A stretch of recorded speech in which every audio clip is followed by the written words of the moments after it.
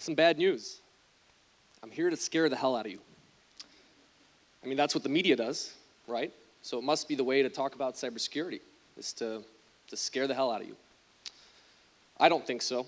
And I actually think that's why we have a shortage of what I call security ninjas. Security ninjas being people in the cybersecurity profession that are here to protect us from cybersecurity threats. I'm very passionate about cybersecurity. It's something I've literally been doing more than half my life, and I'll take you through that journey very shortly. But we're screwed. That's more bad news. We don't have enough cybersecurity professionals. And if I leave here having recruited just one of you, I've done my job. So before I scare the hell out of you, let me tell you a little bit about myself. It would only be rude not to. I was born in Poland. My parents moved me to the US when I was 3 years old. Shortly thereafter, they had actually divorced, and my mom met my stepdad. My mom worked at a factory that produced lights for airplanes. So the strobe lights that you see on airplanes, she would hand produce. And after hours, her and my stepdad actually ran a cleaning service, one that they'd go in, clean offices, and yeah, Polish family, I kind of get it. So after, at this light factory, my dad was actually the manager. We had moved out of the town that they were actually doing this work, and my dad started this business full time. And so he was cleaning offices, oftentimes medical offices. And unfortunately, as you guys know, medical offices can't be cleaned during the day, so they'd have to be cleaned at night. So my parents would have to bring me along as an 8-year-old, 9-year-old child into these doctor's offices, and what am I supposed to do, right? So apparently, for some reason, nurses, doctors have this tendency of using the stapler and missing the paper. I don't know how it happens, but staples end up in the carpet, jammed into the carpet. And the vacuum cleaner we had was pretty busted and could not actually pick up those staples. So my stepdad made me a deal. Why don't you go around while we clean into this doctor's office, and I'll give you a penny for every staple you pull out of the actual carpet. And I said, all right. So that's how I became an entrepreneur. I shortly thereafter resigned. The pay was not that great. We're still on good terms, my parents and I. So that's how I learned how to be an entrepreneur. However, at one time, my parents did catch me in one of the side offices with a stapler in my hand, making extra cash, and that's how I learned ethics. So cybersecurity, you got to be ethical. Cybersecurity, you kind of get the point. So that's number one. Okay, so how did Malwarebytes get started? Malwarebytes. Okay, so I was 13, 14 years old, loved to pirate video games. Everybody here's done it. Don't look at me like that. And pirating these video games is risky business. Back in the day, we had LimeWire, we had Kazaa. I think hopefully many of you have used those products before. But you can download a lot of free stuff. Today there's torrents. But back in the day, these video games would come with malware. It was a 50-50 shot. So I downloaded a video game, and unfortunately had gotten the parents' computer infected. We shared one computer, one of those Dells under the table. And I didn't know what to do. I felt helpless. Obviously, my parents were upset, and we had the best antivirus money could pay for. How could this have happened? How could the best security software money could pay for running on my computer have gotten my computer infected? Had no idea. So I went online, I searched for my symptoms, and I found a group of volunteers helping people like me remove malware from their computer and doing it so for free. These people were heroes, and I wanted to be one of those heroes. So after 3 days of working with these people online, my computer was clean, everything was happy, and I decided to stick around that community. I built automation into some of the processes that they had been running, and somebody gifted me the Malwarebytes domain name. I actually thought it was pretty cheesy. Today I actually love it. I stuck around this community and met a guy named Bruce Harrison. Bruce was this 35-year-old guy in the middle of Massachusetts, and he would drive an hour to work to clean computers. I mean, his whole role at this tech repair shop was computers would come in with a virus, he would manually remove it after several hours. And it was very anticlimactic, the start to Malwarebytes. I just said, do you want to build an antivirus? And he said yes. So that's how we got started. Now imagine telling your mother, your 14-year-old kid, that you met a guy online, and together, and he's 35, and together, you're going to build an antivirus. Now imagine telling your wife that you met a kid online that's 14, and together, we're going to build an antivirus. Somehow it worked. We hadn't actually met for a couple of years until the company got going. Anyway, So the start to Malwarebytes was quite an interesting one. Today we're about 500 people worldwide. We're based in Santa Clara. I actually moved here from Chicago, went to the University of University of Illinois in Champaign. The whole point of that story is there's a lot of threats out there, and the traditional antivirus, the traditional security approaches are no longer working. They're failing, in fact. The reason is malware used to be lame. I don't know if many of you, you look young, and I look young, but I don't know if many of you remember when internet search toolbars were our biggest problem, where we'd open Internet Explorer and half of our screen was search toolbars.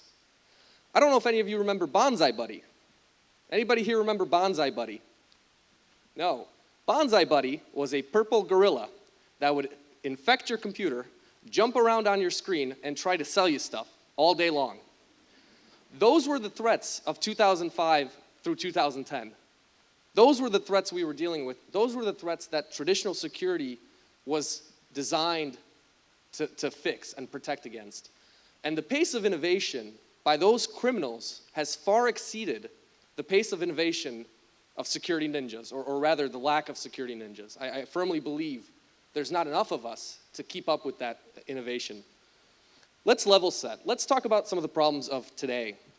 I actually think they're far more advanced than many people think. I think the media uses fear to portray a lot of the threats out there, but I don't think they do it with clarity, and so I think I'll give it a shot. One of the biggest threats that I think faces society today are exploits, and exploits are really a vector of attack, a method by which a criminal can do something that they want to do. I'll give you an example, or rather, let me tell you a little bit more about exploits. So, software engineers write tens of thousands of lines of code. Software engineers are not perfect. Therefore, one, two, or many of those lines of code could cause issues for the software application. Imagine the most fundamental applications that we use, a browser, for example.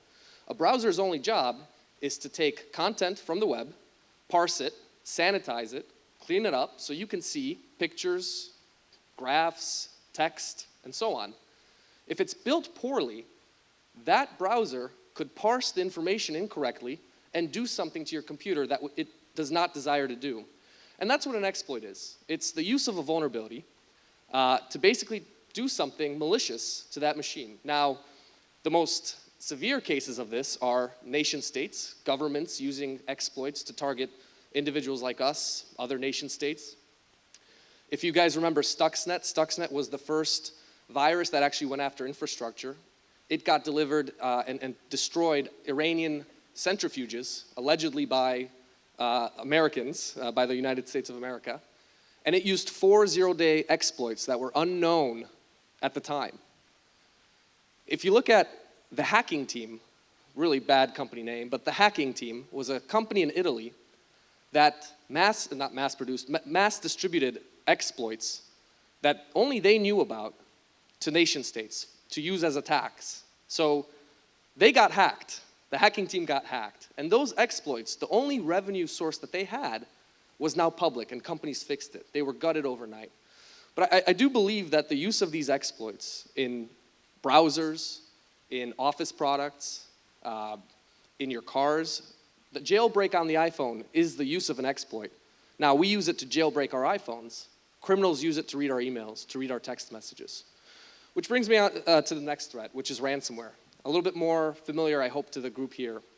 So ransomware is basically a piece of malware that could be delivered via an exploit or you just clicking on it, and it encrypts all of your documents, takes everything that you have on your computer that's really important to you, and locks it with military-grade encryption. And then brings up a little prompt that says, if you don't pay me $500 in the next 24 hours, your data is gone. Now imagine being a student working on your PhD, and you come back to your computer with a prompt that says, if you don't pay me $500, your PhD is gone, and you don't have backups of it. Now the FBI had changed their mind a little bit on this. They said, first pay the ransom, then don't pay the ransom. Now this is a several $100 million industry. This is not a friend of a family member that I know that got infected with ransomware. This is a tens of millions of people globally, hundreds of millions of dollars, if not more. It's an economy. And it's becoming very, very business-like. There's ransomware as a service. I can get any one of you online today selling ransomware, or rather getting money through ransomware. We would buy a ransomware kit. We would buy an exploit kit. We would do some advertising, and by the end of the day, we have victims. And that's how easy it is to get into this game, and that's the pace of innovation around ransomware. Now, the next threat I want to talk about, and hopefully I'm succeeding in scaring you a little bit here, the next threat I want to talk about is botnets. Again, yet another misunderstood threat. A botnet is machines worldwide acting as zombies, ready to be pointed at a target and to take that target down. There are hundreds of millions of computers today that are part of botnets where the owner of the device has no idea. And at the command of the person that owns the botnets, they point it at an asset, like a website or a server, and take it down through just the sheer amount of traffic. If they wanted to take the White House website down today, I assure you they could. And just recently, actually 2 weeks ago, the first botnet attacked the internet backbone that used IoT devices, refrigerators, Barbie dolls, video cameras. We are a society that connects everything to the internet. Why is a Barbie doll connected to the internet? Answer that question. I have no idea why a Barbie doll is connected to the internet, but it's part of an attack. It's part of an attack today. And these devices are created without cybersecurity in mind. They are provisioned with default credentials, username, admin, password, password. That's not really hard to discover, is it? And these criminals wrote a little script that scoured the entire internet looking for those kinds of devices, routers, Barbie dolls, video cameras, with default credentials like admin and password, and made them part of the botnet. And they pointed it at Dyn, which is basically the lookup table of what converts an IP address to a domain. Google.com has a bunch of numbers on the back end that you never want to know about. And they took the internet down for a full day. Reddit, Facebook, Twitter, YouTube, all of these websites had connectivity issues that day. That was disrupting business, and that's what all this is about. It's about money. All right, so talked a little bit about the threats of today. We went from Bonsai Buddy to that in 8 years. You got to admit, that's some pretty fast innovation. What does the next 8 years hold? I mean, I can only speculate, but the amount of attacks that are occurring today, and you hear about in the news, is just the scratching the surface. Imagine a botnet being utilized against United Airlines' ticketing system. United Airlines' ticketing system produces hundreds of millions of dollars in revenue per day. Imagine if you can take it down for a full day. Would United Airlines not pay $5 million instead of $100 million just to make the attack stop? Using botnets for ransom. This happened with the SF Muni. I don't know if you guys remember 6 weeks ago. The SF Muni, the ticket kiosk, completely taken down using ransomware.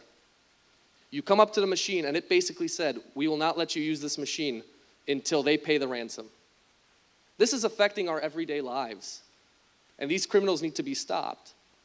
Now imagine it also going after infrastructure. We've already seen that it's possible with Stuxnet destroying the centrifuges. We've seen hospitals taken offline, 911 call centers taken offline. These threats are real, and they're affecting each and every one of us. And I firmly believe it's a people problem in many ways. We click on everything, all of us. Email, gotta click it. Attachment, I don't care who it's from, I wanna see it. We click on everything. There was a study done, not a study, I met a internet security leader, basically somebody in charge of running security for an entire organization. He took 12 USB sticks, sprinkled them around campus. 11 got plugged in within 6 hours. The last one got run over by a car. My alma mater did the same thing. Every USB was plugged in. Every USB was plugged in. We're the problem. We're also the solution. But we are the problem. I got an email. I was on a work trip. I got an email or a voicemail from my CFO, the guy that runs finances for the company. And he said, Marcin, this is inappropriate. I don't think we should be approving wires this way. I went, what the hell are you talking about? What wires? So it turns out I had sent an email to Mark saying, if you don't approve this $52,000 wire, we're going to have a problem. And I apparently was very, very rough with him through email. Now, I, notice no quotes, had no idea what he was talking about. So I asked him, and turns out he put a $52,000 wire into the system to some bank account overseas, and it was pending my approval. Had we not had that approval process locked down, $52,000 would have disappeared from Malwarebytes' bank account, never to be seen again. This has happened to the tune of tens of millions of dollars from some of the biggest companies in the world. And it's called wire fraud, CFO fraud. And social engineering makes it easy. All they had to do was go to our LinkedIn website, where you could see Malwarebytes' CFO, Mark Harris. Gee, I wonder how to guess his email address. It's pretty darn easy. So be careful as people listening to me here, what you expose online, because it will come back and bite you. So the lack of cybersecurity professionals is real. There's an estimate of 200,000 people missing in that profession. And if we can't attract that talent, and if we can't innovate, we as a society are not going to be in great shape. And we're already seeing it in day-to-day life, not that we haven't. But you look at the presidential election. I mean, cybersecurity was at the forefront with allegedly, Russia's involvement in the DNC hacks. So again, if I leave here having convinced just one of you to join the fight in cybersecurity, I've done my job. Thank you.